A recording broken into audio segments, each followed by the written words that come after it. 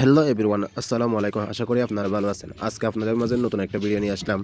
গ্রামের প্রাকৃতিক পরিবেশ দেখলে মন ভালো হয়ে যায়। মুগ্ধকর পরিবেশ। এখন চলতেছে জ্বালা ফালানোর মৌসুম, তাই শুধু চারিদিক দিয়ে জ্বালা ফেলতেছে মানুষরা।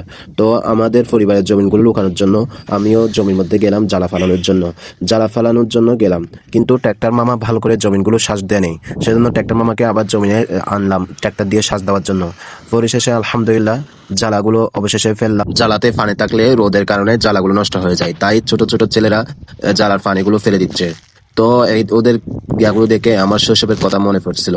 যখন আব্বু জ্বালা ফেলতো তখন আমরা প্রতি সকাল এবং বিকালে জ্বালাতে গিয়ে জ্বালার পানিগুলো ফেলে দিতাম, কারণ জ্বালাতে পানি থাকলে পানিগুলো কারণে জ্বালা নষ্ট হয়ে যায়।